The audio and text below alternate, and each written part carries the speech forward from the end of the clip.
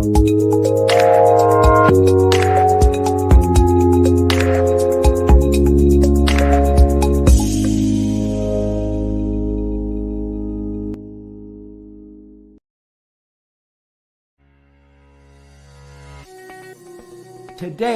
can be the turning point in your life by making a simple decision. Fundamental questions of navigation. Where am I? Where am I going? And how do I get there from here? I invite the leaders of our planet to ask themselves these three questions before they make any crucial decisions. But if you don't make decisions, you're going to stay right where you are. We are all map makers. We are in a time of transition. If we're going to change, we have to change the direction that we're going. Our planet needs leaders who know where they want to go. When we change the direction we're going, then we want to make sure we're going in the right direction. Leaders who can see the big picture. Because if we're not, we're going to either go backwards or we're going to stay where we are. Recognizing the psychological and the spiritual shifts and changes that need to be made, often from the inside to the outside. To be able to shape your future, you have to be willing and able to change your paradigm. Complex journeys require navigation. The path to the truth is one such journey. This is your GPS. Hairstyling services provided by J.D. Edwards Salon and Spa, Palmdale Shopping Plaza, Madera Street. Accessories provided by Chevette Williamson Jewelry. Standout jewelry for standout women.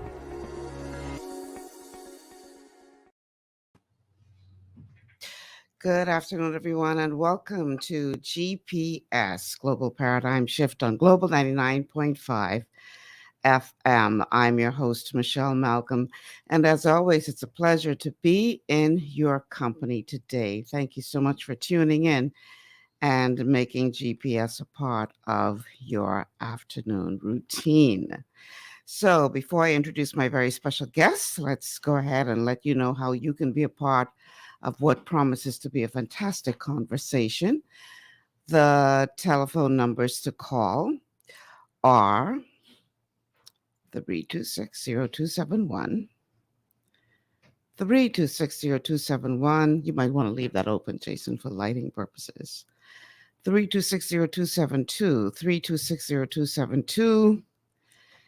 And the WhatsApp line, 801-0271, 801-0271. And you can actually call or text us on that WhatsApp line. We're streaming live on Facebook on the official Michelle Malcolm and the official Global 99.5 FM pages, as well as on our YouTube channels. And you can also catch us on Cable Bahamas, channel 974. And you can catch us right here on Global 99.5 FM on your radio dial here in New Providence. And a special welcome to our audience in Grand Bahama as well. So now that you know how to be a part of the conversation, let me go ahead and introduce the gentleman who I know is going to make this one of the best shows we've done. I have that much confidence in him. He is no stranger to anyone in the Bahamas who's been here any amount of time and understands politics and statesmanhood would know about this gentleman. His name is Pierre Dupuch. He's a veteran politician, well, a former veteran politician who spent quite a number of years serving the people of the Bahamas by way of being elected to the Honorable House of Assembly. He has served in various capacities as a minister of government and cabinet. And, Pierre Dupuch has come to be a friend of mine. And I do appreciate his friendship and support very, very much. But he reminded me when he was on my show in another place that back in the day, when I was a young reporter at ZNS, now I don't remember this. He told me this happened, and I remember, but I know he don't lie, so I believe him. He told me that I don't remember what the debate was about, but some debate was going on and I was covering it, and he didn't like something I said in my coverage or whatever. And he must be answering me on the floor of the House of Assembly, and he tell me he make me cry. I, for the life of me, don't remember that. Maybe I block it out of my mind. But he said he made Michelle Malcolm cry. My Lord. Let him try that now. This ain't a young, impressionable reporter no more. This an old, hardened chicken. This ain't no spring chicken no more. Mr. Pierre Dupuch. How are you, man? I am good. It's so good to see your face. Welcome to GPS. Thank you. How you doing? Not bad, not bad. Getting older every day. Man, don't tell nobody that, because you look like you find the phone to the youth and you ain't want to tell the rest. That's where it is, but that's okay. I want to welcome Mr. Pierre Dupuch to the show today. I'm calling this show today The State of the State Through the Eyes of a Statesman. The State of the State Through the Eyes of a Statesman. What do I mean by that? If you live in this Bahamas, you know just what I mean in terms of the state of the state of the Bahamas. But I want to look at it through the eyes of a statesman today, because, we have all manner of talk shows, and, everybody has an opinion, and, some people come with some solutions, some people just come to complain. But I think it's always wise, Mr. Dupuch, to hear wisdom coming from persons who are coming from a position of experience, and also coming from a person who understands vision, and from a person who has combined those two attributes and understands what it is to nation build and what it takes to build a nation, and understands the credibility and accountability that is required to build a nation. And if you look at what we see going on today in our Bahama land, Mr. Dupuch, I know as a statesman, you must have some serious concerns. What do you think about where our Bahamas is today and where it's headed? Well, the thing that bothers me, Michelle, is that people try and blame everything on Brave Davis. Brave Davis inherited a mess. And as far as I can see it, and I'm not a PLP and I'm not an F&M, I'm just a Bahamian, a barefoot island boy trying to make a living. As far as I can see it, it's a mammoth job ahead. He has massive confusion and corruption in this country. I just can't explain it. Every time he turns around to something, and everybody blames it on him. And that is where we are, and that's where we will be, unless we smarten up and stop trying to blame other people for things we're responsible for. Because in the final analysis, the people to put the blame on are the Bahamian people. We are the blame for what's happening around here, because we put the people there in the first place. Well, let me ask you this. You say that, people are trying to pin this on Brave Davis. Would it be a fair argument to say that comes with the territory? Don't they try to put the blame on every person who sits in that seat? Or you think especially so with him? What are your thoughts? No, it's quite true, but it gets worse for every man who sits in that seat. I feel sorry for him. I feel sorry because he's going to spend half of the time trying to clean up the mess. It is true that they become but we have to stop that. We have to start looking at the country and saying, look, this is the Bahamas. We want to build it. We don't want to start picking fights across the floor, as I've seen happening now. All decorum has gone to hell. And we have to start giving ideas. You get a very controversial thing, is marital rape, for example. They're pushing that around all over the place. just as far as I'm concerned, to get votes. They should say to the Bahamian people, very frankly, that's very, very difficult not to crack. And I don't think anybody has an answer for it. And I don't think that anybody can come up right now with just a simple flick of the wrist and have some law passed. And it's about time that people recognize that fact. And let me quickly say that I am not in favor of marital rape. Any man found, in my opinion, found raping his wife should be strung up by you know what in the public square and beaten. But I also recognize it's a very difficult thing to legislate. For sure. You don't want me to say why. Well, I listen, you here to give us your opinion one way or the other. You know, I want it all. I don't want you to hold back on anything. Well, the reason for that is the reason I say that is very difficult, very, very difficult. The thing to deal with. It's you know, the basis of our law that we stand by is the person is innocent until proven guilty. Right. How do you prove it? Agreed. There's no way in this. I've maintained that something should be done about it. I think education should be more than anything else. I think something should be done about it, but it has to be tied to something that you can prove. And if you can do that, then that would be a short-term solution. But you know, there's an old saying in the Bahamas, you know, that the woman is always looked on as chattel, and you aren't a man until you have your name on the road.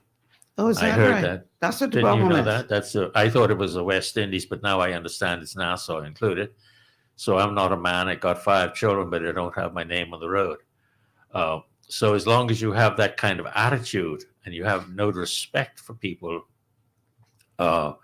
you sort of and you laugh it off and you make it a thing. You encourage this kind of foolishness. Now, on the other hand, rape has to be taken very seriously. It's something you should not be doing, and they should. They criticized, I understand, Rex Major the other day for saying what he said. Right. But the fact is, what he said is true. Rape, as you understand it, is a two-way street.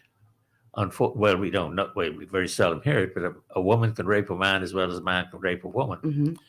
Now, he was saying, and I agree with him, since there's no way of proving it, every time if the man, let's assume the woman has a lot of money, a man wants something, he says, if you don't get me a big house, if you don't get me a BMW, I'll tell everybody you raped me and you'll go to jail. It can be used as a form of blackmail as long as you take out the bit that a person is innocent until proven guilty. Well, I don't think anybody's asking for that aspect of it to be removed, innocent until proven guilty. But like any other crime that you allege somebody of, the burden of proof is on you. So you're going to, as a woman or a man, if you claim your spouse has raped you, you have the burden of proof to prove that. I think a part of the argument why some people took offense to what he said, because trust me, I got a call from a women's group saying, please give us some time on your show. We want to respond to Rex Major. It just didn't work out for this week. I think the challenge is this. I didn't hear his whole speech, and I really must go back and listen to it. The piece that made the news that I did hear is when he said, if a woman wants to get rid of a man in marriage, she could easily falsely accuse him of rape, and the sperm is there by way of marriage in any event. So how are you going to prove it? That people lie. And he stressed that people is lie.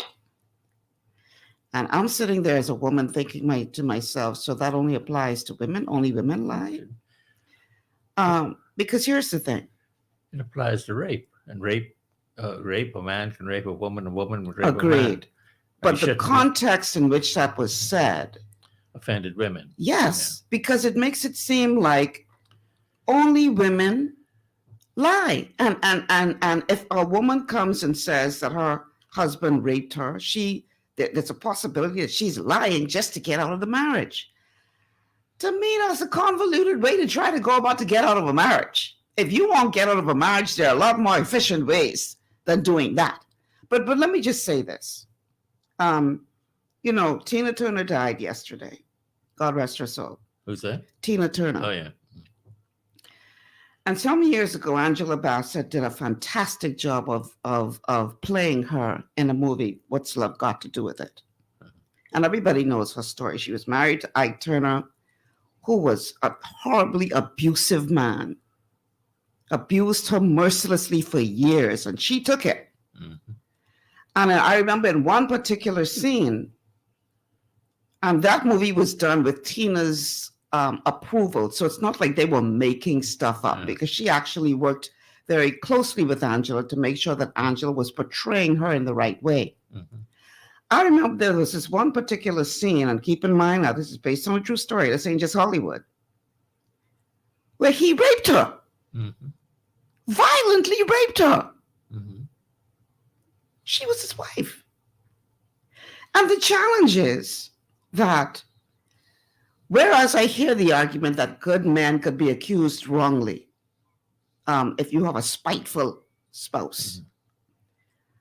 that doesn't address the urgent need for all the women out there, or men, who are being abused, who are being mercilessly violated, mm-hmm. by their spouses under the protection of, you my wife. So if I want this, you take it. You ain't got no right to I can take it one way or the other. If I gotta beat you down to get, come on, man.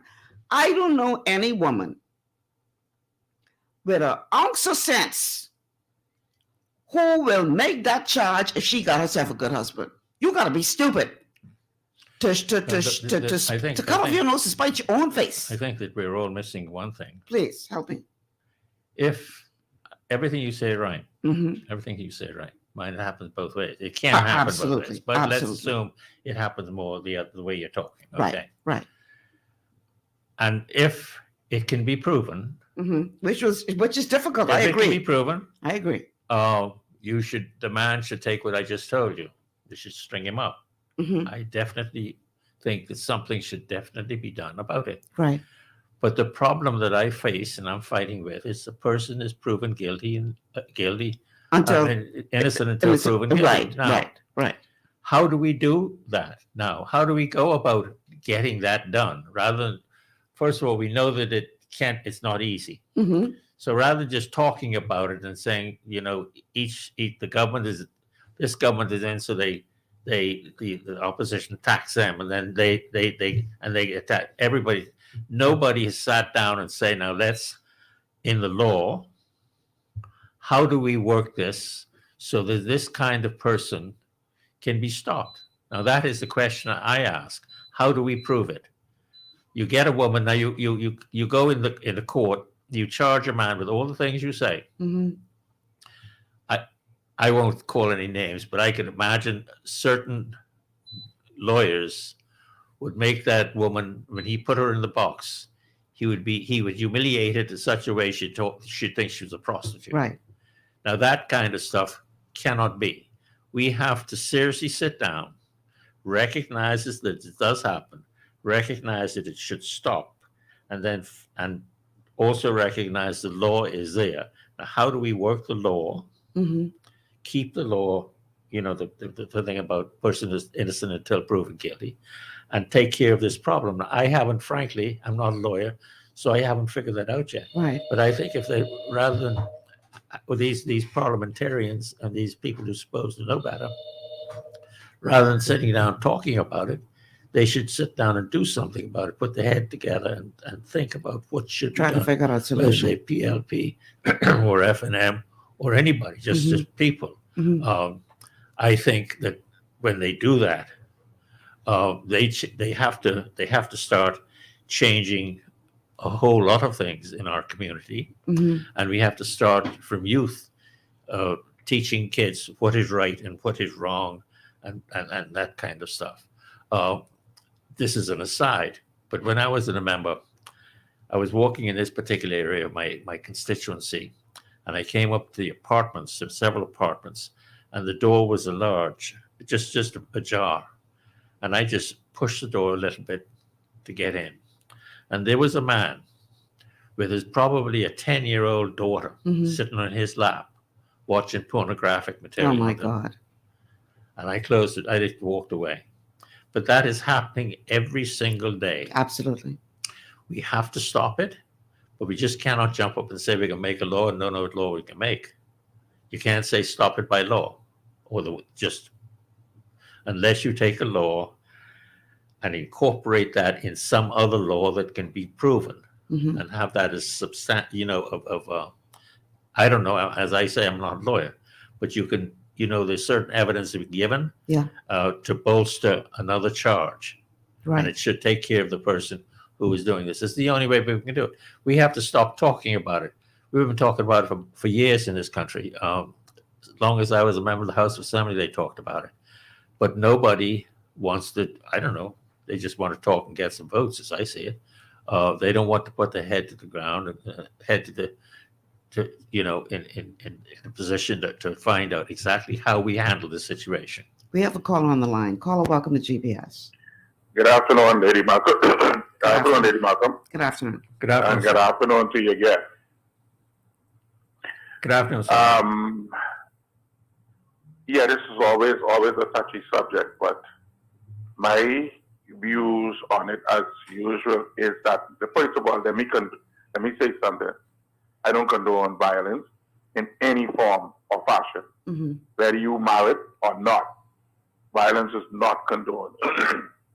However, there are several steps that I think the persons who are debating this challenge are continuously, deliberately jumping over them, or they just don't know.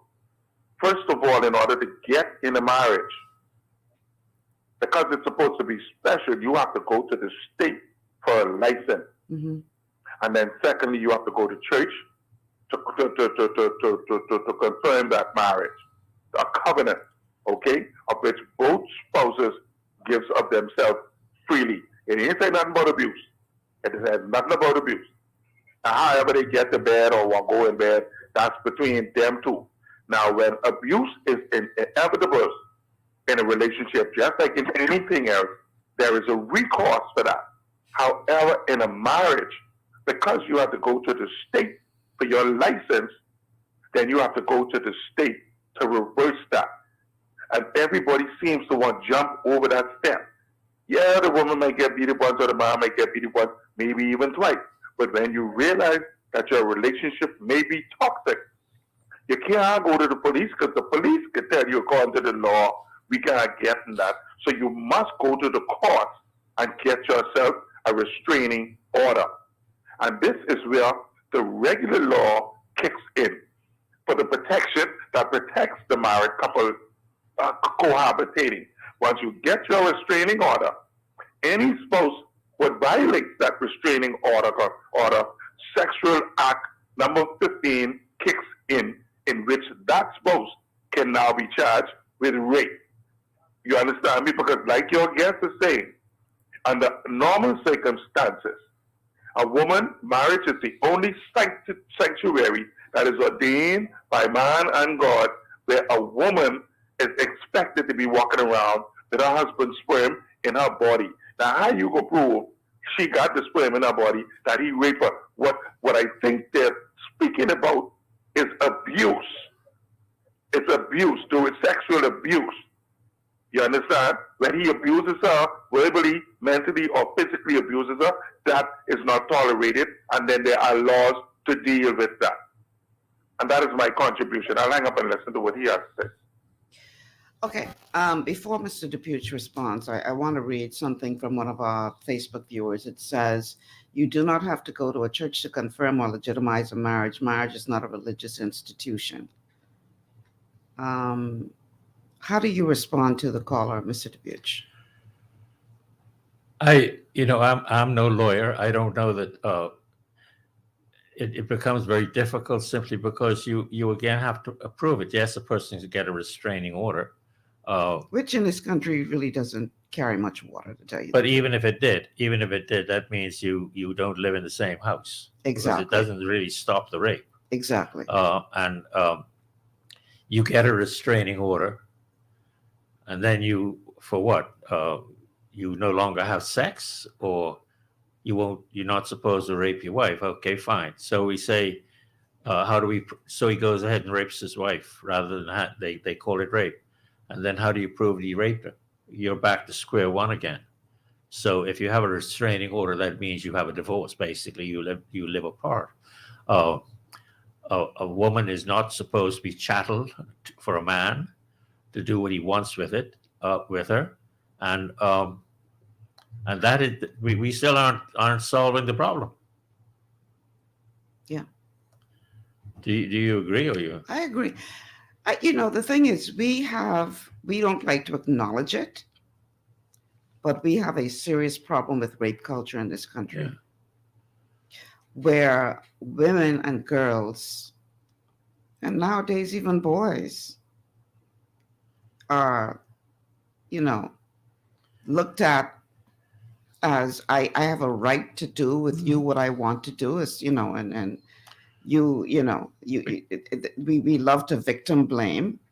So I wish I had said that I was reading a post on Facebook yesterday, and I really wish I had saved that post, because it talked about all the different ways that we blame the victim.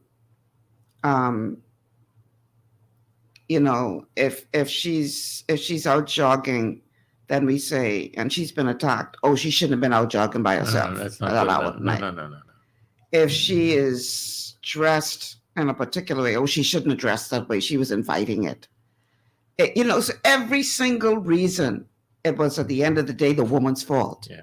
No, as far as dressing is concerned, I oftentimes say, if you're told not to go down the alley because you can be rolled or somebody can steal from you, Mm-hmm. you don't go down the alley. We had a law in the Bahamas that your shorts could not be lower or higher than 6 inches from your knee. Mm. That was a law. Really? And I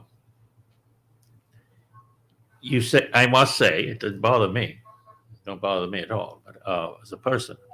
But we have to recognize that the people are people, and certain people are aroused by certain things.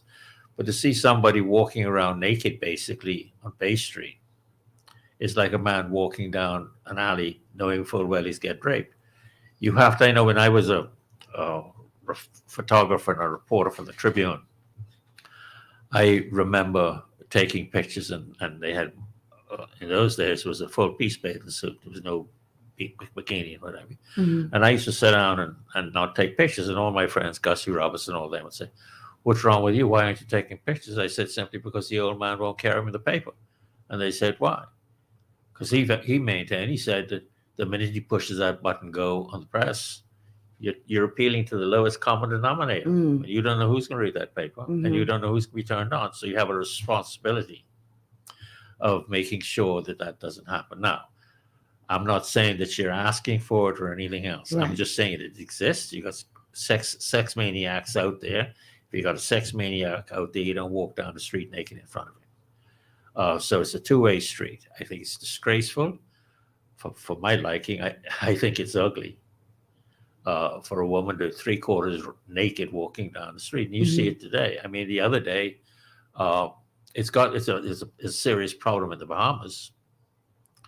A woman, stark naked, didn't even have a smile on her face, walked in front of my car as I pulled it up at my office. She walked up, and in front of my car is a woman stark naked. She obviously had mental challenges, I would assume. Yes, but this is what you're facing Right. in the country today. Right. And I found out that this is happening all up. It was on internet the other day, another situation like that. We're getting very bad. The education in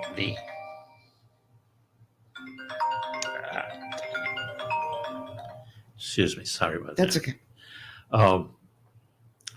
Education, upbringing. When I was a kid, we had to learn religious schools, what's right from wrong. Mm-hmm.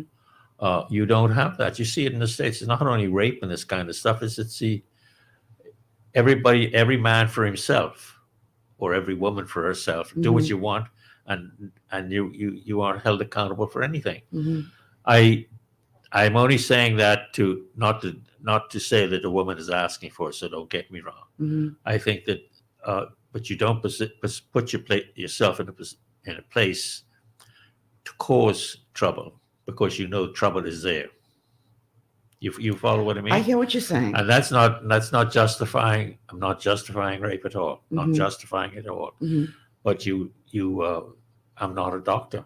But you know, people are people, and some people are crazy, and you don't expose yourself. Now, that doesn't answer the question. Does a man have the right to rape his wife? And that is no. How do we solve the problem?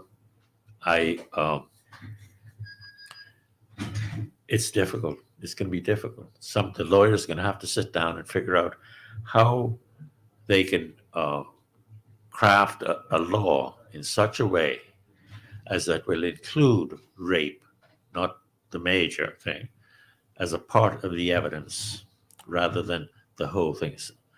You may put it on to abuse. You may put it on physical abuse or some sort of thing like that. I don't know. I think people just are advocating that they remove the wording "who is not his spouse" when it comes to rape in the law.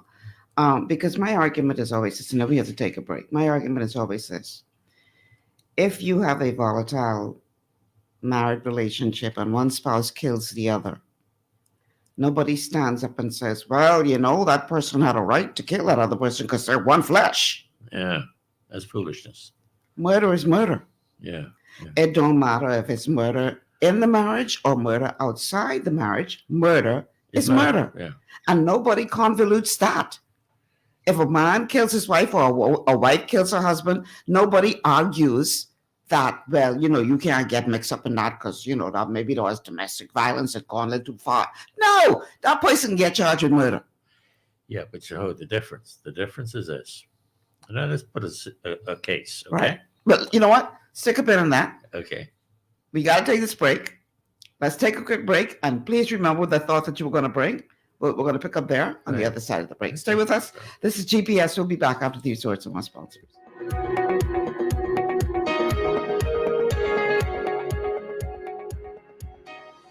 Global Paradigm Shift will return after Understanding your microbiome, also known as your gut ecosystem, can change everything you thought you knew about nutrition, digestion, immunity, and metabolism. Keeping your gut ecosystem healthy and balanced is essential. Ultimate Microbiome by Longevity was specifically formulated to optimize this ecosystem. It provides the advanced support your gut needs through prebiotic, probiotic, and postbiotic supplementation. Our unique blend of probiotics includes Lactobacillus and Plantarum, healthy bacteria that can help prevent harmful bacteria from taking over your gut. Increasing your gut's population of beneficial bacteria creates a more balanced gut microbiome, which has been shown to aid in weight loss, skin health, sleep, mood, and may even help with seasonal allergies. Ultimate Microbiome also promotes the production of postbiotics. Postbiotics are key to help regulate your gastrointestinal health. To enhance digestion, Digizyme Multi-Enzyme Complex, a blend of 5 specific enzymes, has been added to Ultimate Microbiome. It can help break down food so your body can better absorb nutrients. Plus, we've added our proprietary I-26 hyperimmune egg powder to aid in the elimination of disease-causing gut bacteria and help your body balance its immune response. Ultimate Microbiome, the scientific, proprietary, and holistic approach to gut health that helps optimize your body's entire gut ecosystem. To learn more, contact your Longevity associate.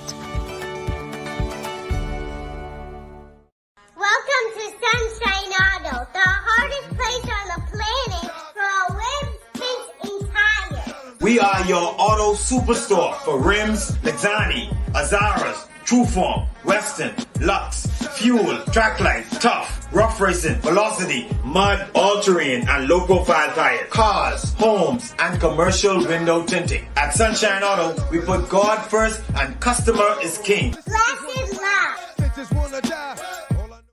To stay healthy, it's crucial to make sure you get the nutrition you need every day. But it's difficult to get all your recommended vitamins and minerals from food alone. Even in the United States, 94% of people are deficient in at least one nutrient. Beyond Tangy Tangerine 2.0 by Youngevity is a simple, convenient, and affordable way to help your body get the essential nutrients it needs.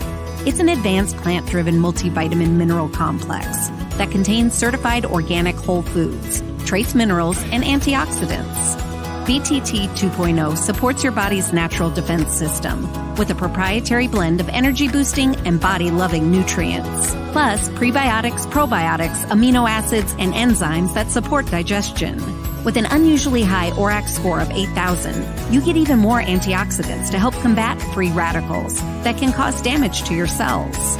But to get the most benefit and value from any multivitamin, your body must be able to break down the nutrients so you can fully absorb them. Otherwise, they'll just pass through your system without doing any good. Beyond Tangy Tangerine 2.0 was specially formulated with synergizing cofactors to ensure you get maximum nutrient absorption. Beyond Tangy Tangerine 2.0 is the easiest way to give your body the balance and complete daily vitamin mineral supplement it needs for optimal support of your overall health. To learn more, contact your Youngevity associate. This portion of GPS is brought to you by Tiki Bikini Hut at Junkanoo Beach.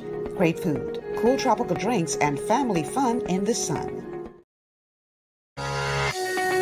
Welcome back to GPS, Global Paradigm Shift on Global 99.5 FM. Michelle Malcolm here along with my guest, Mr. Pierre Dupuch. The show today is being called The State of the State in the Eyes of the Statesman. And boy, Mr. Dupuch, I got to read some of these comments from Facebook. But before I do, let's tell people how they can get into the show. The telephone numbers to call 3260271, 3260271, 3260272, 3260272. The WhatsApp line for text or calls is 8010271, 8010271. We are streaming live on Facebook on the official Michelle Malcolm and Global 99.5 FM pages, as well as our official YouTube channels. And you can catch us on Cable Bahamas Channel 974 and on your radio dial here in New Providence, Global 99.5 FM, on a special welcome to our Freeport audience. I know Mr. Dupuch was about to make a point. Hold on to that because we have a caller on the line. So let's go to the caller, and then we're going to, you remember the point you were going to make, right? Yeah. Okay, let's go to the caller first. Caller, welcome to GPS. Good afternoon, Lady Malcolm. Yes, Mr. Dupuch. I had to call back, right? See, the situation these groups are pushing in terms of marital rape is normally geared towards, it leans towards the female. See, when I call, I don't never say the female. I always say the spouse, because even though it's more prevalent towards the female, it can happen to any spouse. But let me tell you, since it's the prevalency is more towards the female, let me tell you what will happen that nobody is speaking about. I don't know about the children and all them things, because they can suffer too. But if this catches on or passes into law, now the fella goes home. He engages his wife for sex the normal way, once or twice, and for some reason, she tells him no, she denies him. And it happens 2-3 times, maybe even 4. Now what you have created in law is a situation called deprivation of sex in a marriage. So now that is there man, such a thing in law? Yes. That man can now go to the court and say, my wife is depriving me of sex in a marriage, and get the grounds for divorce under those conditions. It's called deprivation. So now when the fellas get smart to this rape law, that if it passes, now they can jump the gun because it's more prevalent towards women. And if they sweethearting and doing other things, they can try to get her that marriage under those kind of conditions. My wife ain't want to give me no sex. Now, I hear you saying that, and a lot of people saying murder is murder. Yes. But in a marriage, see, let me show you how difficult marriage is. In a marriage, there's something called crime of passion. You could imagine if a woman or a man goes home to their home, hard working, build a house with them, and you meet someone frolicking around in your bed with your husband or your wife, and you trip out and you do something untoward to them, you could probably go into jail for murder. That is not so. So take that out of that argument. Take that murder thing out of the argument, because that spouse may get away with crime of passion. And that's my contribution again. So it's forcing yourself on your wife a crime of passion? He gone. Oh, what I think let me reiterate for anyone who was just tuning in. I think marital rape is disgraceful. It should not happen. And anyone can, if you can prove it, the person should be hung up by you know what, beaten in the public square. That is disgraceful. And I'm saying it to make sure that everybody understands my position. Now, you say there's rape, there's marital rape, and there's rape. They aren't the same in court. If a man goes out there and picks up a tourist and rapes her, you take him in court. You ask the question, where were you? I would say, what were you doing there? Right. You weren't supposed to be there. Right. A lot easier to prove, in other words. Yeah. Everything is, you weren't supposed to do it. Your sperm was not supposed to be in her bed, right, or on her or anything else. Right. So that's cut and dry. Now, you take the other hand, that's rape, and you take the husband raping. They get the woman in court in the box, and they say, well, where was your husband? Or they get the husband in the box. You say, where were you? I was home. 8 o'clock. Where were you at 8 o'clock? I was in my bed. Where you're supposed to be as a husband. Yeah, exactly. I get it. All of these things are supposed to be. Now, on the one hand, you will have all sorts of evidence to prove rape. Right. On the other hand, you have no evidence at all. Because every question you ask is not as natural. You're supposed to be home. You're supposed to be in bed. Exactly. You're not supposed to be sweetheart. You're supposed to be in bed with your wife. And that is where the problem is. And there's no use trying to put two together, because they're two completely different things as far as the facts are concerned. Now, how do you prove it? I don't know. I think there is a proof to it. You have to stop it. Now, how do you stop it? There's any number of ways. In the long term, it's education. Teaching morals, teaching ethics, and all sorts of stuff, and that applies to everything in the country. But how do you stop it is something that the lawyers, that's what they're trained for, is to write a law that will incorporate this as a part of the evidence, so you have something to hold on to. Can you imagine? I won't call any names again, but you can imagine certain lawyers in this town getting a woman in the box, and cross-examining her. They would rip by the time she leaves that box, she'll think she'll be looked on as a two-bit whore. And this, quite frankly, is why some women don't come forward outside of marriage. Exactly. When they're raped, because of the way that they're treated. Exactly. Yeah. Very few. If you have 10 rapes, probably 2 are reported, and 8 of them aren't reported because they're scared to get in the boxes. Because some people, as I say, they're going to find a way to blame them. They're going to find a way to blame them. Some lawyers get up there and they cross-examine them, and they make the women look like dirt, so they don't do it. Right. So that is where the problem is, and there's no use going around and all the other things, all the nasty things that happen, because we accept those. We don't accept them, but we accept that it happens. What our job today, or not today, our job, and meaning the leaders of this country's job, is quit talking about it and craft a law that could incorporate as evidence this law. How do you do it? I don't know. I'm not a lawyer. But until that can be done, there's nothing can be done about it, other than people talking, getting excited about it. Some of these politicians get up on the stage and holler and scream about it, and then go home and rape the wife. So it's about time we start taking things seriously, and having these people that we put in the House of Assembly sit down and put the heads together and figure out a way of making a law that can be enforced and proven. And I don't know of any ways, a number of ways, obviously, but as I say, I'm not a lawyer, so I don't know the ways. Yeah. Boy, this is like an onion. The more you peel, the more layers there are to go. That's right. It's not a simple quick fix. It's going to take quite a bit of heavy lifting. Yeah. To try to solve the problem. But to ignore it, I think, is not the answer, because it is a problem. Oh, it's a problem. It's a big problem. It's getting worse every day.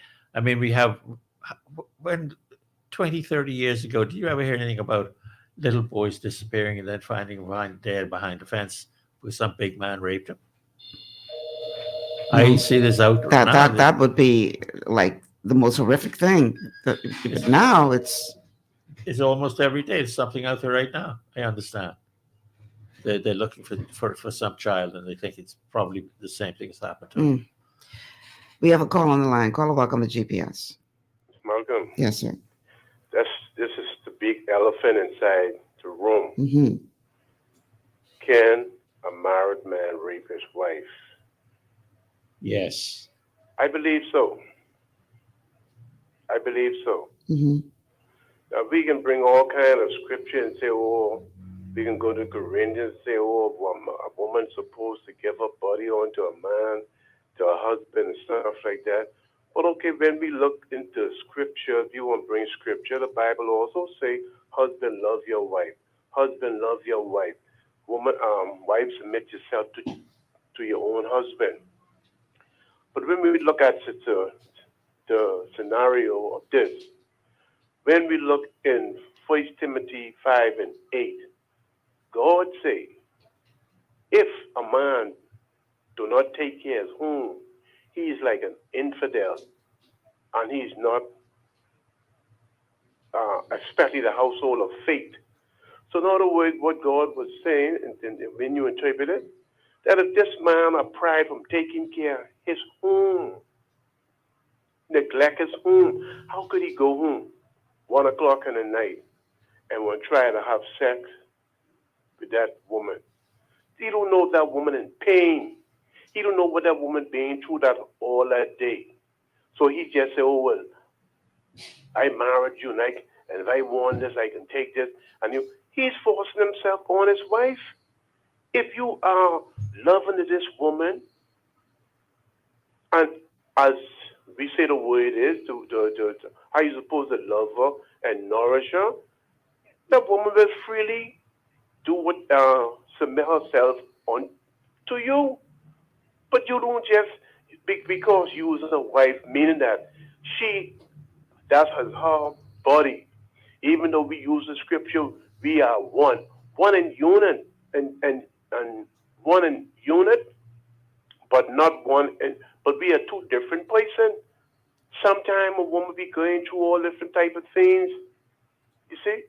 So we don't know what she's going through, but if you connected with this woman, you'll find out, you will know the reason why this woman can't go. And she said, well, honey, not now, later. But because you got being out, you can maybe drink up or whatever, you want to satisfy yourself now, and you want it now. So there's a big elephant in the room, and the elephant is pink. Can a married man rape his wife? And the question is, yes, he can do it, because if she did not give it to him freely, the law is only there to point out, say, listen here, don't do it. We got to protect either person inside this marriage. So that's what this law, and the government has taken so long to do these things, and they should go on and pass this thing, because I don't see what the whole up on. You can always have this problem. This one saying, you can't rape your wife. What you mean you can't rape your wife? Huh? Sometimes you might be laying down beside your wife, the woman groaning in pain. But now, you want to satisfy yourself. You ain't even see, but find out what happened to the woman, what is what. And the woman says, my back, my foot. You ain't worried about that. But you want to satisfy yourself now, your need. and you say womanize, it always could be another time that you could maybe do what you have to do. But just hear how the woman complain, and then you move on like that. So whatever those men say, but a man can't rape his wife, well, that's their opinion. But I see it differently from the word of God. Because if a man don't take care of his home, the Bible condemn him. That woman get right to not, she don't have to submit herself unto him, because he is disqualified for not even taking care of his own home. He rather go out all night, take care of somebody else's home, and then when he come back, no. He's no sensible woman can be inside that kind of relationship. She either need to get out, or if he come through with him that night, just go and report it. Because you have a whole lot of women, they don't like to report things because sometimes it may look so shameful. Sometimes they can be in the home so long and nobody want to lose the home. And, you have to have close friends, women friends, to know what they be going through here. All right. Okay, Michelle? Yeah, thanks for calling. The thing is, we haven't answered yet. How do you prove it? No. That's the big question. That is the question. Mm-hmm. And that is the thing that people should, everything he said, it's true that men do that, and it's, as I say, it's a two-way street, but men mostly do it, and they have to find a way of stopping it because it's unfair. Not unfair, it's wrong. Mm-hmm. All right, we're going to take a break. 3:00, Mr. Dupuch. Half the show already gone. We're going to take a break. It goes right quickly. And on the other side of the break, we're going to continue the conversation with Mr. Pierre Dupuch. The name of the show today, or the theme of the show today, the state of the state in the eyes of the statesman. Because I know there's some other issues that we can talk about that he is equally as passionate about. And we're going to get at some of those on the other side of the break. Stay with us. This is GPS.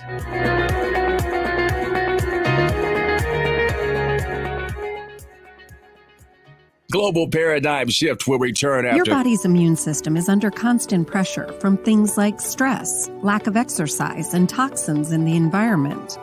It's crucial to be proactive and support your immune system with the nutrients it needs to function effectively. But it's often hard to get these nutrients from food alone. Introducing fast-acting Zinc Plus Immune Support by Longevity. Unlike zinc-only supplements, Zinc Plus Immune Support builds on the proven power of zinc and adds complementary nutrients to give your immune system extra support. Vitamin D helps balance the effects of zinc, while our proprietary blend of natural fruit and root extracts provides the extra help your immune system needs to work against daily stressors. And we've included Longevity's exclusive plant-derived minerals to give your body the minerals it needs, but can't get from food alone. And because Zinc Plus Immune Support is delivered in a great-tasting, sugar-free, berry-flavored lozenge, it encourages quicker absorption of all these nutrients into your body. Zinc Plus Immune Support. Zinc plus the extra support your body needs to promote a healthy immune system. To learn more, contact your Longevity associate. Welcome to Sunshine Auto, the hardest place on the planet for rims, tints, and tires. We are your auto superstore for rims, Lexani, Azaras, Trueform, Western, Lux, Fuel, Tracklight, Tough, Rough Racing, Velocity, Mud, All-Terrain, and low-profile tires. Cars, homes, and commercial window tinting. At Sunshine Auto, we put God first and customer is king. Blessed love. It's gotten harder and harder to get your daily requirement of vital nutrients from food alone. Without additional vitamin and nutrient support, your health and well-being can suffer drastically. That's why Z-Radical was specifically formulated. It combines a blend of antioxidant-rich vitamins, minerals, and botanicals with the protective powers of fucoidan to help fill the gaps from lack of nutrients in your foods. The core of Z-Radical is fucoidan, a naturally occurring polysaccharide that helps stimulate immune reaction, protecting you against inflammation and oxidative stress. We harvest this powerful mineral-rich nutrient from brown seaweed, harvested only from the world's most pristine ocean waters to ensure the purest quality. It's then extracted using cold process technology to ensure maximum levels of bioavailability. Then we add essential vitamins that help to protect your cardiovascular and nervous systems and are crucial for optimal immune and neurological function. Z-Radical also includes a proprietary blend of delicious antioxidant-rich fruits and berries. This great-tasting combination helps your body combat free radical imbalances that can contribute to a variety of degenerative conditions like arthritis and heart disease. Z-Radical. Experience the power of fucoidan with antioxidant-rich berries, 8 essential vitamins, and more to provide you with potent health benefits. To learn more, contact your Longevity associate.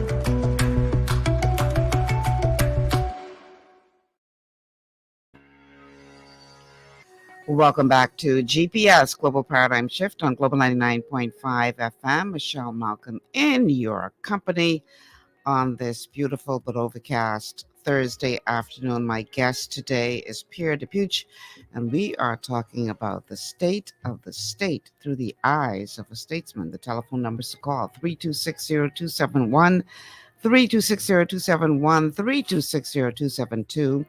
3260272. The WhatsApp line for text messages or calls is 8010271, 8010271. We are streaming live on Facebook on the official Michelle Malcolm Facebook page, as well as the official Global 99.5 FM page, also on our official YouTube channels.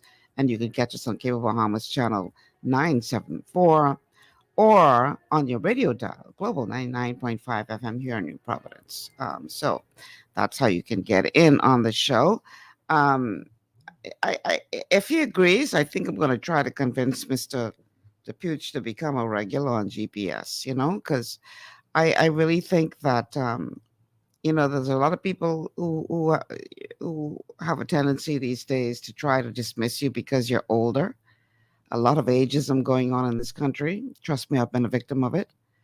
But you younger generation need to understand that while you all are knowledgeable on some, new technologies or whatever, ain't no beating experience and wisdom.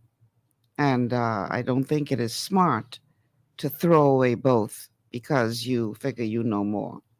It just doesn't make sense. But anyway, I digress. Okay, so one of the things that I want to talk about today, because I know Mr. Dupuch has some strong views on this, we see this impasse now going on between the gasoline establishment, the Petroleum Retailers Association, and the government, where the gasoline vendors are saying, "Listen, man, y'all, we haven't been able to raise our prices in years. We're operating at a loss, and you don't tell any other industry per se how you don't control what kind of profits they can make, but yet you're doing it with us. And government says we're not going to put any more burden on the payment people, and we're not going to allow you to raise your prices." So after all this back and forth, the petroleum retailers are now saying, "Okay, no problem. You want to play hardball? We can play hardball too." So now for the past couple of days, they have stopped selling diesel. Now, why is that important? Well, many of our people rely on public service buses to get them where they need to go. Those buses run on diesel. Taxi cab industry relies heavily on diesel. And others rely heavily on diesel. So if there's no diesel available for sale in the country, that affects the person who catches the jitney every day. It obviously affects the jitney drivers. It affects the taxi cab union, the taxi cab profession. It's a widespread problem. So now here we are. We find ourselves where the dealers say, it's cost prohibitive for us to continue to sell diesel since the government won't allow us to raise our price. So until further notice, we're not selling diesel. This is a problem. What are your views on this whole impasse, Mr. Dupuch? My feeling is it's gone full circle. It didn't start just yesterday. You say that the dealers decided. That's not quite right. The suppliers the people who supplied the dealers, the gas stations, what have you, own the gas stations. And they have given instructions. The diesel, although the diesel is in the tanks, they are not to pump it. Mm-hmm. Now, this thing started a long time ago. I believe in competition. And as I was saying when we were off the air, read the book, The Economic Hitman, The Confessions of an Economic Hitman, Mm-hmm. and you will understand what's happening in this country today. Break it down for us. Now, many, many years ago, probably 50 years ago, when I was a young man, that'd be more than 50 years ago, gas stations were owned by Bahamians. Mm-hmm. They bought gas from the dealers. If they didn't like it, they go to another dealer. Just like Focal, I assume Focal's not buying from these other, they're buying it directly from wherever it is, Venezuela or wherever it is. Mm-hmm. And they're Bahamian. And they are not whole. They said the other day, they have diesel and they'll sell it to the Bahamians. Now, many years ago, as I said, gas stations were owned by Bahamians. For some reason then, and everybody was offered, I don't know how they got it. It was, I would say that it was gotten in an area, in a way I wouldn't recommend. But my friend Mike Cartwright said they've offered him that he can be a representative and work for them rather than working for himself. Mm. And I said, don't do that, Mike. You're making a mistake. Mm-hmm. But they went ahead with it. And there were only 3 Bahamian dealers in the Bahamas, gas stations. Mm-hmm. One was Porky. Mm-hmm. The other one's up on Kemp Road and just off of Kemp Road there, Marathon Estates, or whatever they call the place. Okay. And another one was on Wolf Road. Mm-hmm. They're the only ones. Then they had to, they named the price. They said what could be sold in there. You had to get their permission to sell Christmas trees at Christmas time in the place. Mm-hmm. You had to get their permission to sell the oils and only certain types of oil and what have you in the place. In other words, you were their employee, right, rather the employer. You couldn't make choices. Mm-hmm. You were told what to do. And this year has happened. That happened for years and finally taken it over. I was Minister of Consumer Welfare, and the oil prices came under me, gas stations. Mm-hmm. I asked the dealers, not the dealers, but the people, the suppliers, to let me see, not me, this minister. And right. I happen to be the minister. Right. See the contract they have with the suppliers, with the dealers. They refused to show me. They refused to show me. Mm-hmm. I asked them a number of times. They said they'd have to be sued. Well, they refused, just refused, downright refused to show me. One day they asked for a meeting, and I said, fine. And all of I think there were 3, Esso, Texaco, Shell, a couple of people like that. They came in and there was one who came in late and his veins were sticking out and red-faced, and he came over to me and he pointed right in my finger, his finger right in within 2 inches of my nose. Mm-hmm. And he says, look, we're tired of you. We're tired of your foolishness. Either you give us a raise today or we'll leave. And I coldly look at him and I said, do you want to ride to the airport? And that was the end of the meeting. So I never said yes, sir, boss, to anybody that don't plan on doing it to them. Mm-hmm. I then had our people call their head office, I think it was in Miami. Said, if you want to discuss this problem down here, could you send somebody over? You know what the reply was? Tell him if he wants to talk to us, he can come to Miami. Okay? That was the story. Mm-hmm. And from that time on, there was no more talk. Now, what I'm saying simply is that large corporations, not necessarily Americans, large corporations move in here. They take an industry over. and they call the shots. Now, maybe they do need an increase in fuel prices, but they cannot, they should not blackmail you. They should not say that half the people here, maids can't get to work. People can't, diesel is used for everybody, fishermen, everybody else. Right. They do not have the right to tell us Bahamians that they're going to cut us off. And I would, if it were me, I'd tell them to take the diesel they have in the tanks and go home with it, and call Focal up, who's a locally owned operator, and ask them to supply the diesel. Because I would not have that in this country. I think it's wrong. I couldn't do it in the United States, and I don't know why they think they can do it in the Bahamas. And the only reason they can do it in the Bahamas is because we sold out to them. And it should never happen. The latest thing is, I was telling you before, the latest thing is I saw the government unfortunately signed an agreement with the Chinese to do the agriculture in the Bahamas. Fine. We had an agreement with the Taiwanese to do agriculture in the Bahamas. And if you again read that book, you will find that these large corporations backed by governments go into an area, oversell you, you can't pay your bill, and they say, thank you very much, you're my slave. That's all over the place. Now, the only difference of what Taiwan needs, for example, you have to look, people in the Bahamas and say, oh, the Chinese are taking over. But let me tell you right now, the Chinese are some of the most decent people I've ever met. Okay? There's nothing to do with Chinese taking over. We're talking about philosophies. The Taiwanese, their philosophy was democratic. America, their philosophy is democratic. England, the democracy is democratic. If they take us over, they shouldn't, but if they do, at least we're democratic.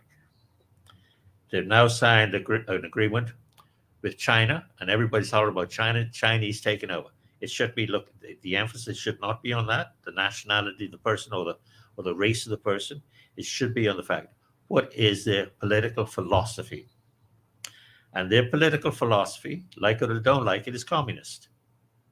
Now, do you let the communist nation come in here under the guise of all sorts of stuff to take over and get in the position as the gas dealers are today? Do it or else. We will be and I'm going to say this now, if we continue on the same route we're going, in 10 to 15 years, this will be a communist nation. And we should stop. We must stop for our people. A lot of people can go rich, but everybody's going to die. All of us are going to die. What are we leaving in this country? That's a very powerful statement. We have a caller on the line. Caller, welcome to GPS. Good afternoon to you and your guest. Good afternoon. Good afternoon, sir. I've been in the maritime petroleum industry for the past 25 years. I remember back in the day when PDVSA used to bring the gasoline and oil into Baco. They used to come from Venezuela to Baco. They would then load gasoline from Baco, take it to Nassau, to Chevron, Esso, and Shell. And one ship would disperse to the 3 of those stations. Same thing with Focal. Answer this right now. Focal just used to open a valve, comes from Baco, straight to Focal. Freeport Power, open a valve from Baco, straight to Baco. So I'm trying to figure now, why did that route stop? Getting product from Baco, because the product coming here anyway. The product coming from here, going to the States, and then they shipping it back to the Bahamas. So I'm just trying to figure out at what point did we start adding a middleman to make it not just more expensive, but to make it more complicated, more difficult to get products. I think we need to do with some of these middlemen and just go directly to the source, because the product is in Baco. It comes from Baco, it goes to the States anyway, and then comes back here. BEC used to get product from Baco straight to BEC. Now it has to go to the States and then come back. All they're doing is just rising up the price. All right, let's let him respond. Thank you so much for calling. Do you have a response for him, Mr. Dupuch? Well, I didn't hear a lot of what he said, but my feeling is that Focal, for example, will buy their fuel. They would not. I don't know. I haven't spoken to them, but I don't believe that they would have pulled that kind of stunt because they know that there could have been repercussions. We should be in a position where the dealer, the dealer should be in a position to buy from any number of people.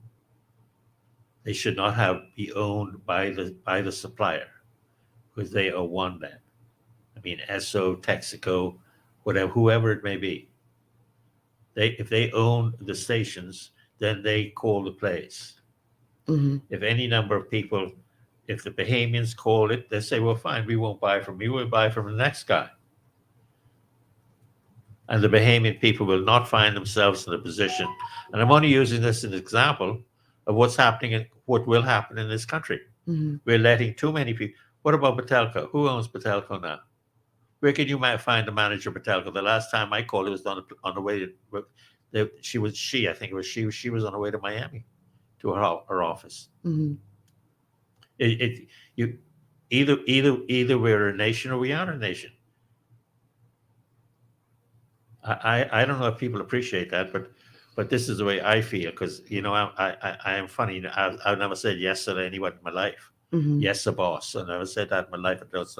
And I don't plan on starting it now. Mm-hmm. Okay. How many breaks have we taken? 2. Okay, so we're on track. All right. Okay. My guest today, in case, is Mr. Pierre Dupuch. The topic of the show today, or the theme of the show today, is the state of the state through the eyes of a statesman. And boy, a moment ago, Mr. Dupuch made a very powerful statement with regard to the future of the Bahamas if we continue down this road that we're heading down, that within 10, 15 years, for all intents and purposes, we could be a communist country if we continue to allow outside influences. I think you're trying to say, have so much of a say in terms of the way we run our country, particularly as it relates to our need for infrastructural development and some of the other things that are being offered to us. I said on my show this week, there's no such thing as a free lunch when it comes to. There's no such thing as a free lunch. Right. Everything has a price to it. Right. And as I say, go back to the same old story, the Confessions of an Economic Man. That's the playbook of what is happening. And you have to make up your mind whether you want to. It involves control of your political system. Now, do you want to control your political system? Control, if you have it controlled, do you want it controlled by a democratic state, or do you want it controlled by a communist state? Nothing to do with Chinaman or anybody else, because China, as I say, the Chinese people are some of the finest people I've ever met and ever worked with. Mm-hmm. It is his philosophies and what have you. You see what happened in Hong Kong? It can happen worse here, because you always say, the old story is kind of vulgar, I suppose. But if you owe the bank money, make sure you don't fool with the banker's wife. Okay? That would not be a smart thing to do. So that is what, if you give control to a democratic country, it's bad enough. But if you give it control or put a communist country in position to control you, you're in trouble. But Mr. Dupuch, we are a country that likes gifts. Free things, they let free things kill them. Mm-hmm. We like to stick our hand out and receive gift. We love a gift. We love a gift. So, as long as we have that attitude, where we are so open to accept these gifts, then we are leaving ourselves vulnerable for these outside influences that you're talking about, would you say? Well, the thing is, what we're doing is we're taking care of ourselves and not remembering that there are no children coming, because we're supposed to be looking out for the children, not ourselves. If you don't make the opportunity, give the children an opportunity to be free people, you are not very good leader. Most of the people will make fortunes on what's happening now, because what's not under the table is over the table, but basically the end run is control. Now, when they die, and we all have to do that, our children and our grandchildren will have to put up with what we created for them. And if we create that kind of state, that is what is going to happen. We see a big problem with, and it doesn't matter who is sitting in the seat, which side is sitting in the seat, but this seems to be a systematic problem that is getting worse and worse, it seems. And this is just outright corruption and greed, where you have persons who actually go into the House of Assembly, and unlike yourself, their main goal going there isn't to serve, but to serve themselves, to see how they can enrich themselves. And I, for the record, I just want to say that this is not, this problem of corruption and greed, no one particular party has a monopoly on it. I think that one party, no name, no blame, call the police, but I think one party is just better at it than the other in terms of how they do it. One is a little bit more sophisticated in their thieving. The other one just outright brute thieving. But thieving is thieving. Whether you do it in a sophisticated way or if you do it in a grassroots way, corruption is corruption. And I dare say that if we continue down this road, I'm afraid for the children and grandchildren that are coming, because what Bahamas will they have left?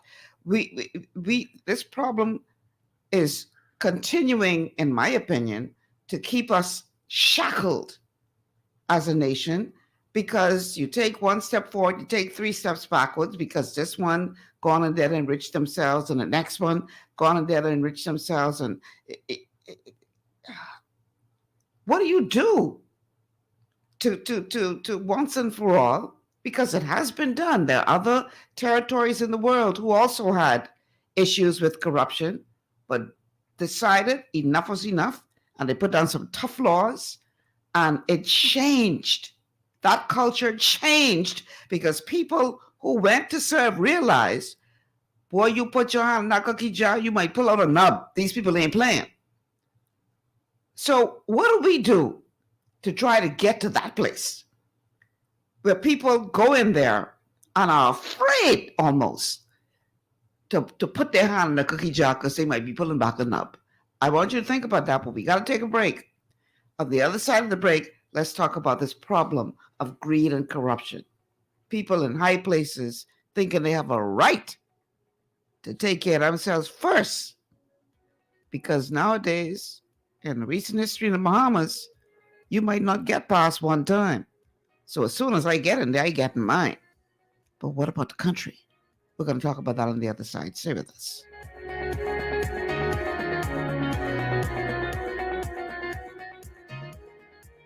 Global Paradigm Shift will return after this. At Lee Air, safety is our #1 priority.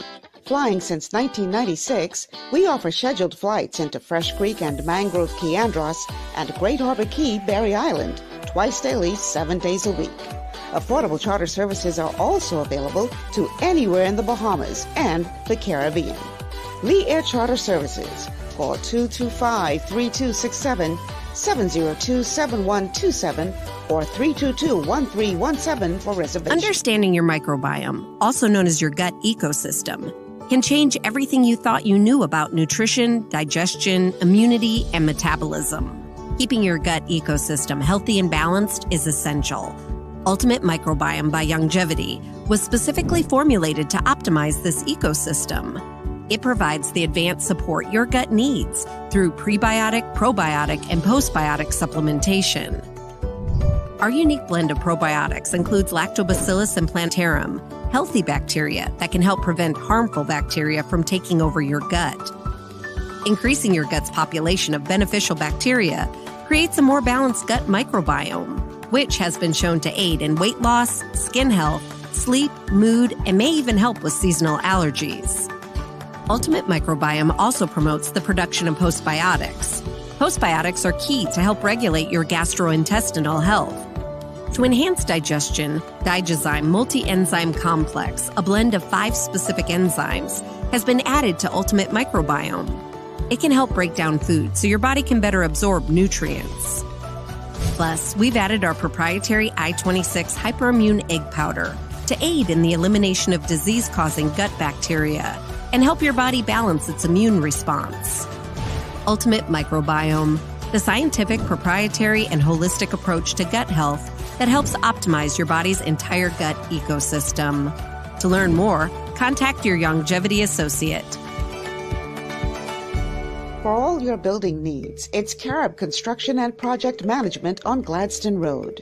We build it all: schools, homes, hotels, and more, including structures requiring a Phase 3 electrical contractor.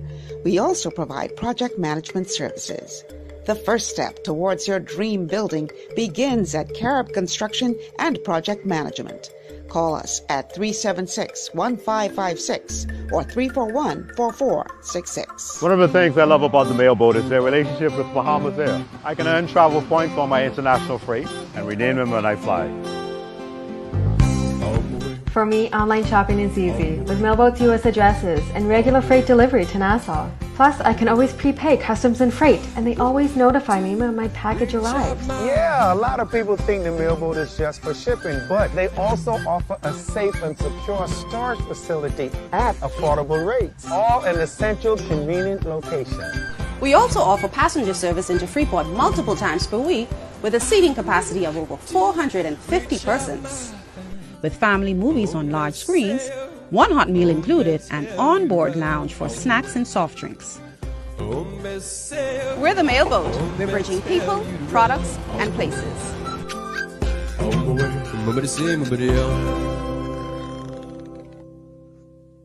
Executive Printers is your one-stop shop for all your branding and customization needs. Letterheads, envelopes, business cards, invoices, share and gift certificates, rubber stamps, vouchers, funeral programs, brochures, flyers, banners, and promotional items like mugs, water bottles, mouse pads, and key rings, all with personable service and great quality. No project is too small or too large. For great turnaround and competitive pricing, make an executive decision. Call us at 393-5011.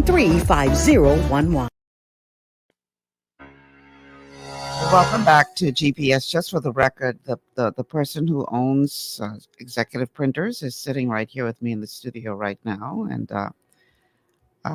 Mr. Pierre Dupuch is our guest on the show today, and I want to thank Mr. Dupuch, who has been a longtime supporter of me personally, and now by way of his commercial supporting the show as well. Thank you, Mr. Dupuch, for your support. Okay, so the telephone numbers to call, 3260271, 3260271, 3260272, 3260272, WhatsApp line 8010271, 8010271. And we are streaming live on Facebook on the official Michelle Malcolm and Global 99.5 FM pages. You can also check us out on our official YouTube channels, Cable Bahamas Channel 974, and on your radio dial 99.5 FM here in New Providence. And again, a huge welcome to our audience all the way from Grand Bahama, talking about the state of the state in the eyes of the statesman. And I really think I can see if I could convince Mr. Dupuch to become a regular. Y'all is complaining that y'all tired of seeing the same people over and over again. But some of these people who you see it over and over again, you need to listen, because sometimes they bring some good nuggets, and I know we're getting some good nuggets on the show today. And I can always rely on Mr. Dupuch to come and bring some insightful thoughts to the conversation. He's good for that for every single time. So we're talking about issues, the state of the state, and the opinion that Mr. Dupuch has as to where we are as a country and where we are headed if we don't make some changes and make some adjustments. And prior to the break, I was talking about the problem of corruption, the problem of persons going into our honorable parliamentary system and elsewhere in the public service, and the main goal is to enrich themselves as opposed to looking out for the development of the nation. They get theirs because, nowadays, Mr. Dupuch, this isn't like back in the day when you served all those years in Parliament. Nowadays, one and you're done. The people, when they finally voted out the PLP under Pinling, they said, oh, okay, we got the power to do this. And ever since then, boy, you don't play around with these people. They'll vote you out quick. So in recent times, one and you're done. One term and you're gone. So now these people realize we potentially only have 5 years. We might get voted out the next time. So they don't even wait till the third year. They go on there and from week to, they might give one a little 6 months just to get their feet on the ground and get a little comfortable. And then after that, they start ripping. And we wonder, it's not a call for the show, we wonder why this nation cannot advance when so much money is being lost to corruption. But before you comment on that, let's go to the phone calls. Caller, welcome to GPS. Ms. Malcolm. Yes, sir. I hope you're doing well. I'm good. How are you today, Professor? I'm doing quite well. I'm listening to the entire show. I don't know if you're getting any real answers. And I won't comment on what your guest is saying. I'll just leave that alone. But I like to deal with facts as they are. The Parliament of the Commonwealth of the Bahamas and the government of the Commonwealth of the Bahamas has deceived and lied to and misled the Bahamian people for 50 years. We have documented evidence of that. You only see now QC and KC came to the public to rescue the Bahamian people. You see any of them? Have you heard from any of them, Ms. Malcolm? Have you seen any of them come on your show or any other show and told the Bahamian people the exact truth as to what the Parliament of the Bahamas has done and what the government of the Bahamas has done, the lies, the deceit, the hypocrisy, the confusion, the strife. See, Article 6 of the Constitution is only the beginning, you know. That's only a tip of the iceberg. The Bahamian people trusted these personalities who were in the Senate, in the Cabinet, and in the House of Assembly, and all they did was give them the middle finger, straight through 50 years. The Bahamian people trusted and relied upon them to help guide the country. They did not do so. They passed all kinds of funny laws. The Bahamas Nationality Act, passed on July the 5th, 1973, to commence to July the 10th, 1973. Just go and study that and let the KCs and the QCs come and explain that to the Bahamian people. You notice they staying in the dark, you know, and the Bible tells you men love darkness rather than light because their deeds are evil. That's a true statement. Not one single KC or QC or whatever label they put behind them has come forward to rescue the Bahamian people. They have left us in deep, deep trouble. But we know how to get out. Now, let me say this. The Bahamian electorate has to be more discerning in choosing persons to represent them to do the national business of the Bahamian people. You've done a poor job of that. Those who had the opportunity messed up the country. That's why we're in such deep trouble today. All kinds of funny things have happened. All kinds of things passed. Agreements signed, heads of agreement. Do you know what they are, Ms. Malcolm? Do the Bahamian people know what they are? All these other agreements they signed with this international organization, that international organization. I heard the Prime Minister talk about what we have to do. And the Constitution of the Commonwealth of the Bahamas is the supreme law. Do they understand that? Do they know that? Or we got to go to the Privy Council again for them, eh? Maybe we have to. Because the ruling of Article 6 the Privy Council only quoted what was in the Constitution verbatim. Did you see any QC or KC come and talk to the Bahamian people? What are they waiting on? You see by their silence and their attitude and their behavior, their real character. That's what you're saying. So, all I'm saying is the Bahamian people have to be more discernment because see, the opportunity will present itself. And the Bahamian people will have a judgment on them. God will have a judgment on them. The devil can have his part too in dealing with them. So they got 3 sets of judgments coming on them. They will not escape.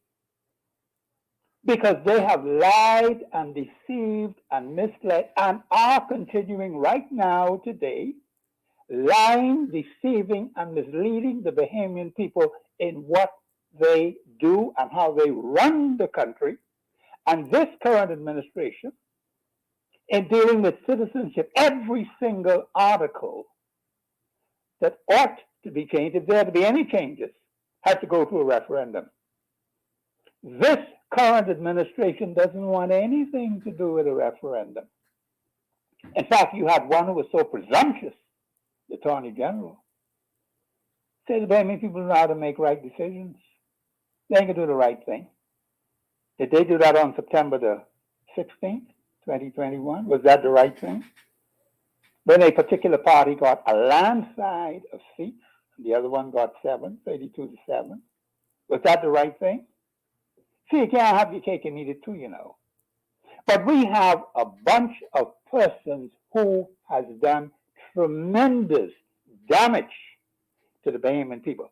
The Parliament of the Bahamas, one, and the government of the Bahamas. They are the real culprits who have destroyed this country and have it in the crack that is in. And also all those appointed personalities, ambassadors, consultants, and all the other persons they name, all these different boards. You see how many boards we got around here? And then some people talking about they want local government. I mean, they're with all this crap. All this money being paid out for what? Now they have ambassador to Ghana. What kind of nonsense is this? So let's look at the evidence, hardcore evidence. Your guest has a right to his views. I'm not even getting into that. I'm not even discussing that. He has that right. I respect that. The Constitution gives him a right to that. But we have to look at the hardcore facts of how the Parliament and the government of the Bahamas has treated the Bahamian people who trusted them. Okay, let's and they let them down. No, I can let him talk. I ain't got no problem with that. I can shut up right now. But this Malcolm, these are the things that need to be spoken to. And you cannot wait for some other people who are staying in the dark because their deeds are evil. That's why they can't come out. Thank you, Ms. Malcolm. All right, thanks, Professor. Boy, that was a mouthful, Mr. Dupuch. How do you respond? Well, I suppose the one thing I do disagree with him on, and I suppose everybody can start calling me a PLP now. I really believe that Brave Davis has inherited a can of worms. And it's very difficult. Everything, and I somewhat resented everything that happens in the country, including the national debt, which went from 10 million in the black to 9 billion in the hole, was, according to some people, created by Brave Davis. And he's only been there for a couple of years. Some decisions that the government has made, I don't agree with. And the one we spoke of earlier, making this agreement with the Chinese government, is wrong, in my opinion. But I think that the big root problem here is that I don't like the political system. I don't like political parties. As a matter of fact, I refused to become a member of a political party until I spoke to Cecil. And believe it or not, Cecil, as far as I'm concerned, the F&M died with him. Cecil was one of the only people that I knew, or I got to know, who respected your opinion. He and we became very close friends, almost like brothers. And we would sometimes, in the House of Assembly, the night before the House of Assembly, sometimes we would argue the whole night. You see sun come up on the agenda talking about the various items. But he tended to be a bit of a socialist, and I pretended to be a bit of a capitalist. Mm-hmm. And we talked every single item. We discussed it. And at the end of the day, came up with something we thought was the best. With the others, most of the others, it's their way or the highway. Right. It's not even a party anymore. It's become a cult. Now, if you have the cult leader, whatever he has to say is okay. And that's one reason why I don't belong to any political party anymore, because I haven't found anyone like Cecil. He is somebody, if you didn't agree with it and you put it on the paper, he would say, everybody say, Dupuch should put that on the paper. He said he has a right to do it, Mm-hmm. debate it, right? We don't have that today. And that is bad. And it's going to destroy the country. Brave is one person. He is surrounded by, I don't know anybody. He's surrounded. I don't know very few of the people in the F&M today. Mm-hmm. Me personally, I'm going to vote or support the person, not the party. The person who I believe, or I am convinced, is in there for the country and not himself. I must say publicly, I don't mind saying it publicly, I would support Brave. Because I've found him be a lot like Cecil, that he would listen to what you have to say, Mm-hmm. and whether he agrees with you or doesn't agree with you, he will let you have your say. Mm-hmm. We have a caller on the line. Caller, welcome to GPS. Hello, good day, Ms. Malcolm. Hi.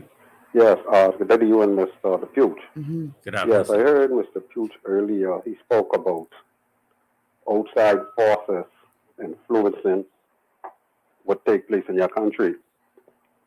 In 1997, when Mr. Ingram went somewhere, I don't know if he went to Europe or Washington somewhere, when he came back, all was in his mouth was gender equality, gender equality, gender equality, gender equality. When you look, it comes from gender equality to marital rape. Outside forces put that in his mouth. And all these years, I didn't understand it until now that I see what's going on in these other European countries with this same-sex marriage. And then I say, oh, that's what this gender thing was all about. It was when a man say, I's a woman, they want you to accept him. When the woman say, I's a man, you want to accept them. It really had nothing to do with marriage. Now, the part about this marital rape business, because I keep hearing everybody, rape is rape. How I married? How do you people know I forced myself for my wife? They're my bed? They're on my bed? So those of them who saying that must be what they did. And I always tell people, if God was like man, many of these people who saying this, you would see the true them. Okay? The majority of this people in the Bahamas shocking up. Why do you want to attack marriage? 90% of this country shocking up. So why you ain't do a law of say shocking up rape? Why you attacking what God anoint? I heard a couple caller earlier back said, first is the state, then you need the church. The church don't consecrate marriage. God and sex consecrate the marriage. Okay? The marriage you can consecrate until, that's why the Bible in Deuteronomy say about the token. The token was the blood. The woman mother and the man mother stand guard at the door. And the man, when he consecrates his marriage with his wife after marriage, he bring that token. And I don't understand all these people, why they so hell-bent on attacking would God create marriage? Why is this? Why marriage? Why they don't, all these people who talking, they always talk about abuse. These same politicians, you know, when in Parliament, remove the age of consent from 18 to 16. The 16-year-old girl can go sleep with an 80-year-old man. He can make her sick. But her mother got to go to the doctor with her or her daddy once he make her sick. But these same politicians who did that, they don't see nothing wrong with that. Ms. Patterson them, who know that happened, they ain't see nothing wrong with that. What more abusive? I have 4 daughters. I see my other 3 daughters when they were 16. I know how they look 16. You think I want any big 60-year-old man, 50-year-old man, 30-year-old man sleeping with them? Huh? But these same politicians who go up in there, these men in suits, why would they? I don't believe in rape and marriage, but I guarantee you couldn't get me. You couldn't give me all the money in the world to vote for a bill to say a 16-year-old girl could give consent. Okay, These Colin. people is a bunch of hypocrites, and I wish God was like man so he could have punished them for their evil ways. All right, caller. I have another call that's waiting on the cell phone. Thank you so much for calling. Mr. Dupuch, what you want to answer real quick, or should we just go to the other call? No, just go. All right, caller, welcome to GPS. Yes. How you doing, Ms. Malcolm? Good. How are you? Auntie, I guess. How are you, sir? I'm blessed. I have a disagreement with most of the things that you're saying, so just directly to you, because I notice I hear you talking a lot about when you was in power and who you meet, Cecil and all of that. As a young man, and whatever was going on when you was there, I think you was a part of the problem. But now you sitting back and criticizing whatever you done. And let me say this sternly, you was a part of the problem. Why do you think he was a part of the He problem? was a part of the problem because if they had a bill from 1970, he didn't hear a word what the professor said. If they had a bill that they was going on and all of this stuff was illegal, and we have an illegal problem, and he ain't addressing that. He talking about China this and China that, and he don't answer to no, but your privilege and my privilege is 2 different things, sir. That's why I don't believe in people coming on talk shows, sitting up and talking about, oh, here's where I used to start and what I used to do. He's living proof of what you used to do. You saying the organ died? Yeah, you closer to that than me. But I'm saying, Yeah, you ain't gonna guarantee that, young man. Don't go there. Okay, well, however it is, I'm talking age-wise. If you want to, but my life to get cut, that's fine. But and age-wise, there's a serious gap between me and him. Mm-hmm. Now I'm saying, he's sitting there and he has not addressed anything what they done. You ain't sending no questions to him, you know. He's sitting back and saying, nobody want to hear what he reminiscing about. I'm looking at, I fighting what he's still here, but what they done way back then. And then coming back to hunt us, he talk about our grandchildren. Well, we is the one with fighting that, and if we ain't winning that, but then what you think the grandchildren them gonna be running through? He ain't a word what the professor say. There was a bill what was illegal against the Constitution, right? Show a document where he stand up and fight it. Just one document where he stand up and fight on that. And he can sit down and he have his little answer, but show one thing where he sit down and fight, and he can stand up, but this with Brave Davis and he support Brave. This is the problem right now. You got these old fellas who've been in Parliament forever, coming back and talking all of that. But I can let that go. I want you to stay on the line. I want you to stay on the line. I want you to stay on the line. He's a part of the problem. Hold on, caller. I want you to stay on the line, though. How long did you serve in Parliament, Mr. Dupuch? 25 years. How many issues would you say, and this is a guesstimate, because 25 years is a long time.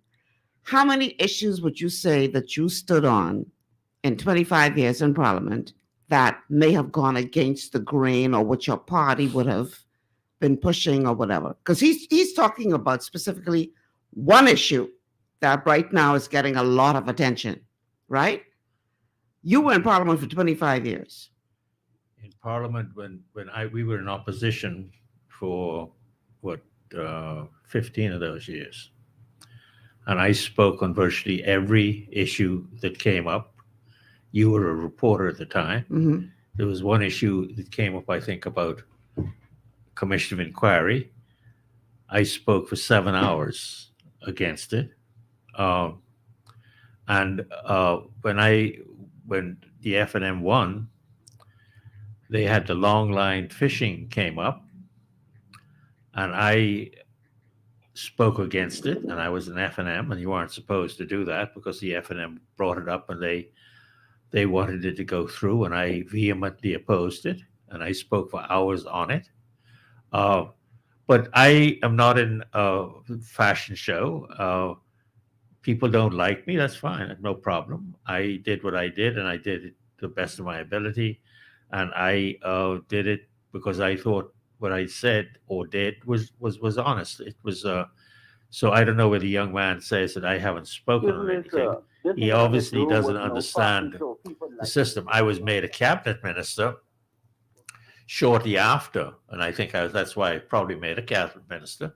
Shortly after I spoke on the long line fishing thing, which, by the way, did not go through. They withdrew it, I believe, because of what things I said.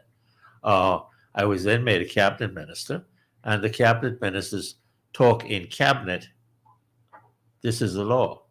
You talk in cabinet for or against, and whichever way the cabinet goes, you have to vote the way the cabinet goes when you go to the House of Assembly. Right. And you cannot, as a cabinet minister, disagree. Stand publicly disagree. You can Right. disagree in the cabinet office. But We you can't hear the disagree same publicly. argument now going on with regard to Glenys Hunter Martin, but continue. So that is the situation, and I don't mind the man criticizing me. I think people get all excited about it. I think he's wrong, and he obviously doesn't agree with me, but that's okay. That's what the free world is all about. Mm-hmm. Young man, I just Ms. Malcolm. we're listening. He hasn't stand against that bill. So you're talking about one issue. He hasn't stand against that bill that what they was pushing, and I can YouTube him to see what he's stand on. To me, he's a lifetime politician trying to reinvent himself. He's a lifetime politician trying to reinvent himself. I don't know him to like him or not, but I know I didn't like what they did and how he didn't fight against whatever that wrongness was. When you say that bill, you're talking about the Nationality Act and the whole thing about illegal migration. That's what you're talking about, correct? Or are you talking about marital rape? Which one are you talking about? Carl, are you there? He's gone? Okay, we lost that caller. Talk about marital rape or nationality. I'm not sure which one he's talking about. And if we want to talk about the nationality, the recent finding, I'll talk about that too. Yeah, but we only got 4 minutes left of the show, so you got to come back. Okay. Okay. I want to read a comment here. Andre says, Mr. Dupuch is one of the old oligarchs of yesterday. These are modern days. We want a new Bahamas. How do you respond real quick to that person, Mr. Dupuch? It's a free world. What do they want a modern Bahamas? What do they? When I spoke of what I thought the Bahamas should be 20 years from after I'm dead. And if they think otherwise, fine. I don't know that the people are doing very much to make this place better.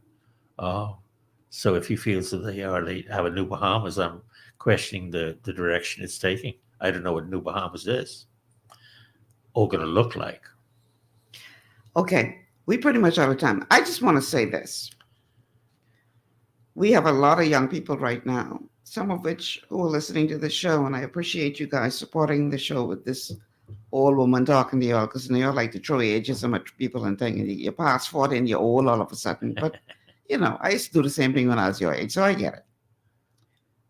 But we have a lot of young people in this country, and you really got to come back because we only got 2 minutes left in the show. We have a lot of young people in this country who don't know nothing about history, who have strong opinions based on what they see happening around us now, who don't want to take the time to learn nothing about what took place before. They just come with their strong opinion. And some of them, and I'm not directing this to the young man who called a few minutes ago, but some of them come with their loud voice seeking to rewrite history just because they got an attitude and they think, oh, y'all fail us, and so this is it. And I'm like, maybe before you shoot off on your mouth, you need to go do some research. You need to go find out who were the true freedom fighters. You need to go find out what road they laid out for you to walk on so you could have the freedom now to come and make these bold statements. At least let the statements be founded in truth. Because a lot of y'all out there, and I ain't saying directly to the young man who called, but you got a lot of young people out there who don't want to do the work but want to shoot off your mouth. Yeah, I said it. Go do your research before you come here castigating and don't know how nothing go. Because you all like to think because your mouth loud that give you the right to rewrite history. Well, I old enough to remember some things, and you ain't gonna do that around here. Like it or leave it. Mr. Dupuch, we got less than a minute. You can come back. Yeah. I appreciate you asking me to come. I hope that you were satisfied with what I had to say. You don't necessarily have to agree with me, but I think that the more people who express themselves, the better off other people who make the decisions are better off, because they then know what people are thinking and saying. But I agree with you. A lot of people like to jump in there after you put out the fire. They like to jump in there and say they did it, or you caused it to happen, or something like that. But I found that in the Bahamas, you break your back to do something, and as soon as you are successful, somebody wants to say they did it. And you find a lot of this around here in the Bahamas. It's heartbreaking, but that's the way it is. We have to start. I agree with you that the young people have to start doing a little bit of research. And the young man, I don't know if he was on there, but I know I ducked a lot of bottles and a lot of rocks in my 25 years. When you come back, because we all the time, when you come back, we got to talk about how you were unceremoniously fired. I remember that clearly. That's a story that has to be told, but it's 4:01. We got to get off the air. Thank you, Mr. Dupuch, for being here today. I'm Michelle Malcolm. Thank you all for tuning in. I appreciate it, but we got to go. Time is gone. Thanks so much. Tomorrow is an open line show where we're going to be talking about the week that was, and you're going to have to direct the show as my co-host. So let's talk about all of it tomorrow. Until then, I'm Michelle Malcolm. Thank you so much for tuning in. Enjoy your afternoon, everybody.